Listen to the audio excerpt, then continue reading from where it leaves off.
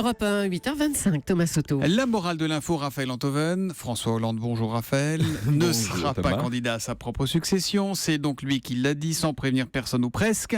Et ça vous fait réfléchir. Écoutez, de Dany à Florian Philippot, tout le monde s'est accordé à dire que ça avait de la gueule, qu'indéniablement ça témoignait du sens de l'intérêt général et que c'était le geste d'un homme d'État. La dernière fois que Hollande a reçu autant de compliments, c'était le jour de sa victoire. Mais en l'occurrence, c'est plutôt une victoire sur lui-même. C'est mieux que ça. Ce que tout le monde a salué hier soir, c'est la victoire d'un principe sur un homme. C'est la raclée qu'un homme inflige à son orgueil au nom d'un intérêt supérieur. Vous vous souvenez de Tintin au Tibet, Thomas ? Bien sûr, je me souviens très bien de Tintin au Tibet, Raphaël, mais je vois pas bien le rapport avec François Hollande. Tintin et Haddock traversent l'Himalaya à la recherche de Chang, dont Tintin, sur le seul fondement d'un rêve, est certain qu'il a survécu à son accident d'avion. Et alors qu'ils sont en train de gravir une montagne abrupte, un bloc de pierre se décroche soudain et reste entre les mains du capitaine, qui se retrouve suspendu dans le vide, seulement retenu par la corde que Tintin a nouée autour de sa taille. Et comme il tend la jambe désespérément pour atteindre la paroi, le capitaine gigote furieusement et à son insu, à chaque secousse, fait entrer davantage la corde dans la chair de son ami. Pendant quelques instants, la situation est figée.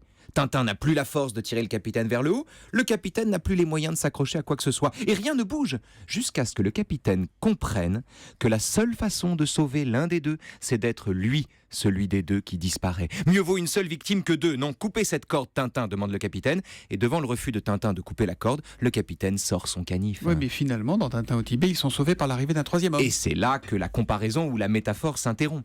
Tintin, c'est la gauche, prenant pour la réalité un rêve qui s'est fracassé, dont les porte-paroles et les figures tutélaires n'ont plus l'énergie de déplacer les montagnes et retardent le mouvement. Du moins, c'est ce qu'il croit. Jusqu'au moment où il s'aperçoit qu'il préfère mourir avec eux plutôt que vivre sans eux et que leurs destins sont inséparables. Haddock, c'est Hollande évidemment, dont la bonhomie éveille la sympathie, mais dont la maladresse produit des catastrophes, dont les gestes le font dévisser littéralement et dont les hésitations, comme une corde se contractent, rongent et infectent son propre camp.